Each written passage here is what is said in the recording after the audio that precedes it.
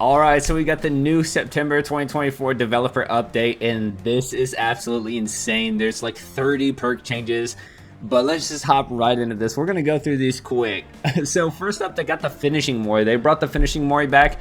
That was a thing that they introduced like 2 years ago at this point, where if the killer downed every survivor, it would automatically trigger ending Mori and it would kill everybody at once. But they brought it back in a different way because they didn't want to bring back the base kit Unbreakable for survivors. So the killer can now perform a Mori on the final survivor without using an offering. Objects obstructing the camera during the Mori will fade away. Memento Mori offerings have a new effect, getting a large blood point bonus when performing a Mori on the final survivor. So that basically means your Cypress, Ebony, Memento Moris will just be, the Ebony will say be 10,000 extra blood points for Moriing the survivor, and the Cypress will be like 4,000. Kind of sucks, you're not going to be able to Mori all 4 survivors. You'll have to use Devour Hope if you want to do that, but this should have been base kit from the very beginning.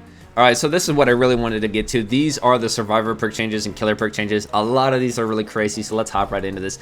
Teamwork power of 2. Basically, if you heal another survivor, both of you move 5% faster within 16 meters of each other. That's after the changes of increasing it from 12 meters to 16 meters. It no longer has a cooldown and no longer deactivates when a survivor loses a health state. So it's kind of crazy. It'll have a little timer, a lingering timer now. So if he runs from 16 meters to 17 meters away, you'll have like 5 seconds to get back to that other survivor to maintain the 105% movement speed boost. This is actually kind of crazy because you can unhook a survivor, heal up, and then run to a generator, double that generator, and then the killer can come and you guys are both going to be moving at 105, even though there's killers like Hag and Huntress who move at 110. So you're going to be moving like 50% faster compared to your normal 100% movement speed. No cooldown, honestly insane. Then we got Teamwork Collective Stealth, same exact thing except for with scratch marks. You don't leave any scratch marks behind, nothing crazy there.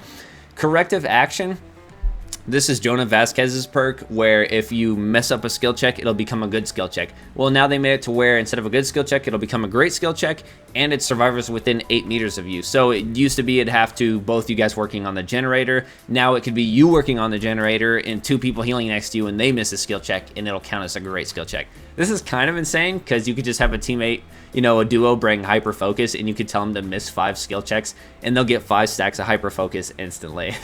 And you can get tokens back for corrective action by hitting great skill checks yourself. So gonna be kind of insane for gen rushing. Inner focus. This is from Hattie. Increase the aura reading duration to 10 seconds. That's whenever a survivor gets injured by the killer, you see the killer's aura for 10 seconds. And then remove the range requirement. It's map wide now. So if I'm working on a generator and Huntress lands a 80 meter cross map hatchet, I'm going to see her aura for 10 seconds. So up next, we got We're Gonna Live Forever from David King. Increase the healing speed bonus to 150% instead of 100. This is whenever a survivor's in the dying state, you pick them up 100% faster, 150% now. And now the endurance effect no longer has to be activated. It's got a 30-second, so you can't just pick up slug, and give everybody endurance. Up next is Poise from Jane Romero. When you first start repairing a generator, you see the killer's aura for 6 seconds. So there's 7 generators. Each time you touch one of those generators, one time only, you get to see the killer's aura for 6 seconds.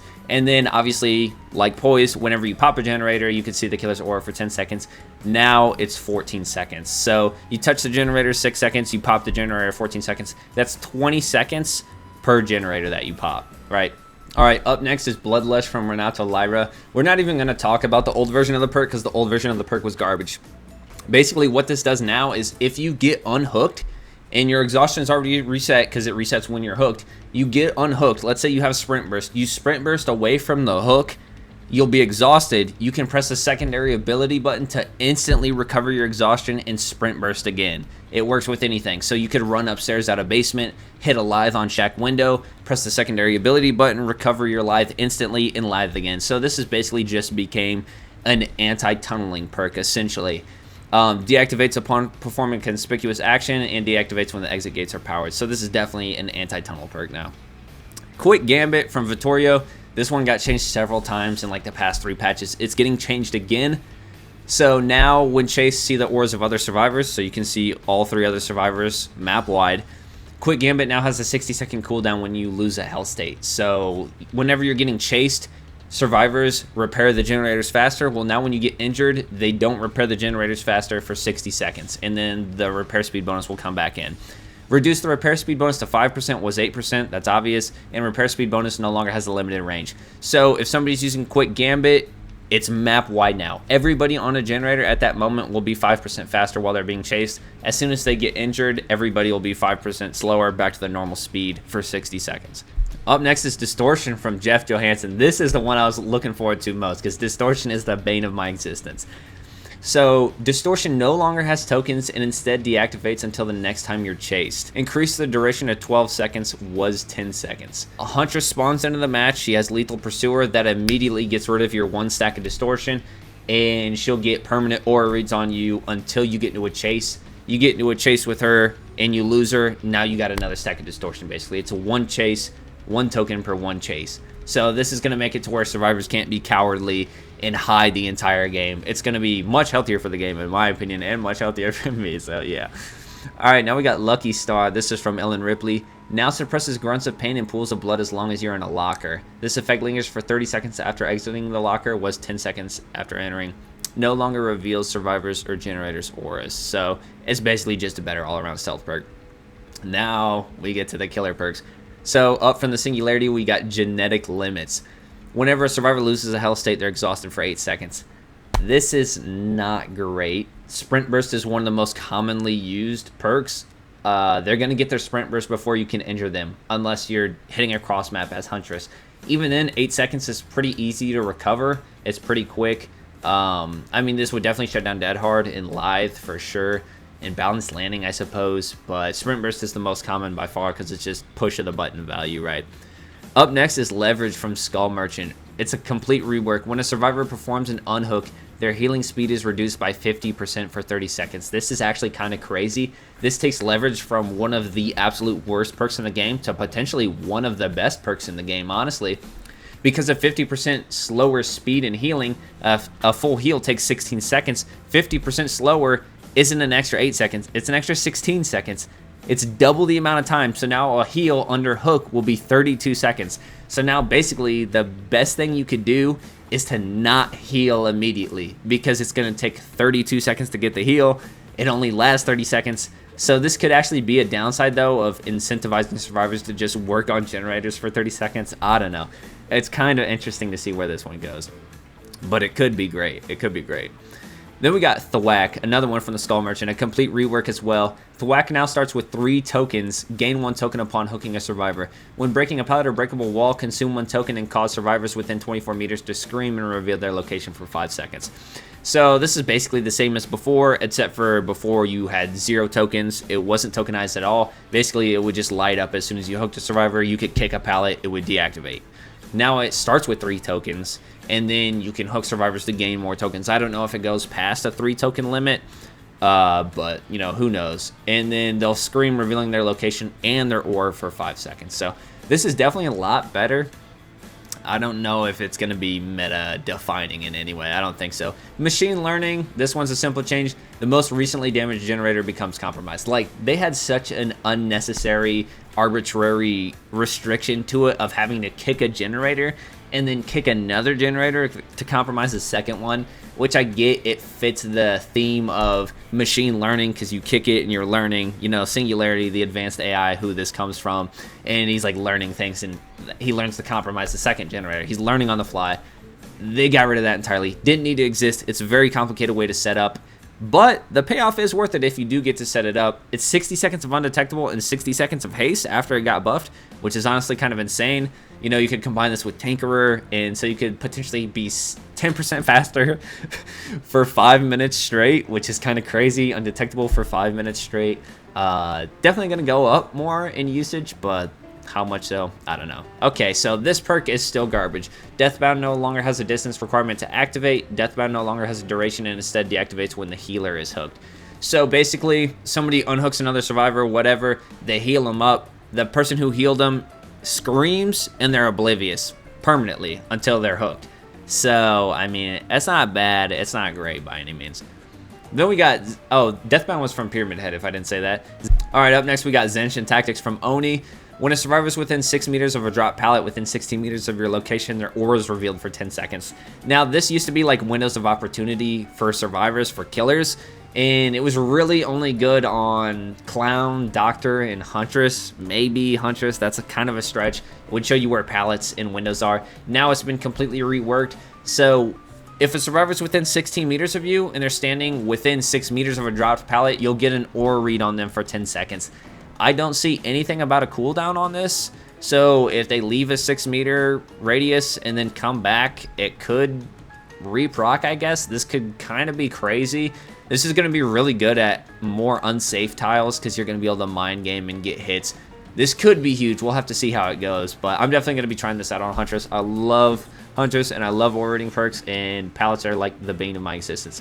Dead Man Switch. It says minor update, but this is kind of insane. It's pretty much a rework. Now applies only to the first survivor who stops repairing a generator. Increased duration to 50 seconds. So let's put this into perspective. In the past, they hook a survivor. If you and another survivor are working on a generator and your teammate lets go, the generator would be blocked for 30 seconds, right? Pretty much standardly. Now, if they let go of the generator, they won't be able to get back on that generator for 50 seconds, but you can get on and off the generator freely. So after a survivor is hooked, it blocks one survivor only, the first one to let go. It'll block them only for 50 seconds. Blood Echo, this is another one from the Oni. Oh, Deadman Switch was from Deathslinger, by the way. I'm terrible at this. Blood Echo from the Oni. Blood Echo no longer has a cooldown. Used to have a 45-second cooldown. Reduced duration to 30 seconds. So basically, whenever you hook a survivor, all other injured survivors are exhausted for 45 seconds. But now it's been reduced to 30 seconds. This perk never needed the cooldown to begin with. This perk is going to be a lot better, and it's probably going to be very oppressive on Plague and Legion, potentially. So we'll see how that goes. Hex Crowd Control. I was very excited to see what they do with this. Rework. The last 5 vaults which survivors rush vault are blocked by the entity. This lasts until the totem is cleansed. Now, this is insane. This is insane, because Hex Crowd Control used to be whenever a survivor fast vaulted a window, that window was blocked for 60 seconds. Now, it blocks the last 5 permanently,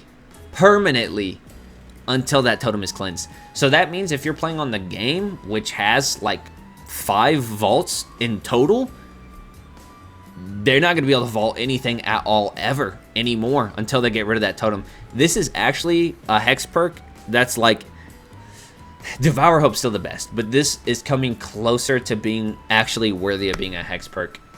And this is great. This is great. I'd like to point this out. We didn't do the dev notes before, but we're going back to it on this one. In vault-heavy areas, it was possible for survivors to outlast the effect by linking together multiple windows. Going forward, the most recently vaulted windows would be blocked until the hex is cleansed. There should never be a chain of vaultable windows that allow you to outlast a 60-second window block. If you have that many windows lined up, something needs to change. I have a video about that, about like 7 windows linked together. I haven't put out yet, but I'll do it in the future. All right, we got Predator from Wraith. Wraith and Huntress are fighting for like the worst unique perks in the game. When a survivor escapes a chase, reveal their aura for 6 seconds. This perk then goes on cooldown for 40 seconds. Now this is kind of crazy. Escaping a chase, the 40-second timer is a little bit much though. I think that's kind of holding it back. But man, if this was like a 20-second, oh my god. Because it's really not hard to lose chase, especially with certain killers. You have to be out of line of sight for 12 seconds, or you both have to, or one of you has to be holding still for 8 seconds, or the survivor gets into a locker, right? You know, you could be playing Wraith, and as soon as you cloak, you lose chase, so you get an aura read instantly. I think this is going to be a really good perk. 8 seconds with Lethal Pursuer, and if they drop a pallet, they could drop a pallet, and then you get the aura read from Zancian Tactics, and then they lose chase, and you get another aura read. That would be like 16 seconds of straight aura reading from those 2 perks in tandem. So kind of crazy, honestly. I'm really liking what they're doing. They're not just tweaking these numbers, they're reworking some of these entirely, and I really like where they're going for it. Then we got some killer updates. Man, we've been yapping for a minute on this one. Alright, so Skull Merchant. Oh my god. They cooked the Yacht Merchant. She's totally finished. Changed. Decreased hindered penalty when scanned by a drone to 5% was 10%. Removed. The Skull Merchant no longer gains haste when scanning a survivor. So she's losing 2 little abilities. So like 5% hate or hindrance. It's still a hindrance, don't get me wrong, but losing haste on top of that, that's kind of a lot. And then changed reduced number of drone scan lines to 1. Drones are now always in their active state, so there'll never be a deactive state, so it'll always be spinning, always scanning. Drone scan lines are now invisible beyond 16 meters. Drones have a 20-meter radius. It's over. It's officially Jover. Skull Merchant is cooked. I think she's D tier. Honestly, after this change, this is horrible. This is absolutely horrible. She's cooked. Hillbilly. I was a little bit concerned about this. Excuse me. I had to get some water. I'm dying over here. All right, so Hillbilly. Decreased time before overdrive starts to dissipate to 8 seconds was 15. So now it'll be 8 seconds and overdrive will start dissipating. Decreased overdrive movement speed 11.5 meters a second was 13. Decreased overdrive charges gained while revving and sprinting to 1.5 was 2. Increased chainsaw missed attack cooldown to 2.7 was 2.5. So straight nerfs across the board. Nerfs to overdrive in every single way, and then just his normal chainsaw attack is an extra 0.2 seconds longer. Kind of a big deal. I don't think it's enough to knock him down very low, though. The twins, again, changing them for like the 30th time in a row. Increased Victor's cooldown when crushed to 20 seconds was 15. Increased cooldown after Victor downs the survivor to 3.2 seconds was 2.7. I think this is nice. The twins are super oppressive. They're super annoying. If they're really good, they're just slugging. It's just a nightmare. I hate this killer so much, honestly. And sometimes it's just another thing that's super frustrating about Victor is if he misses and you get to him like last second and start the kick animation, he could just pull away, which is super annoying. And then lastly, the unknown. New HUD update to display teleport cooldown and hallucination spawn time.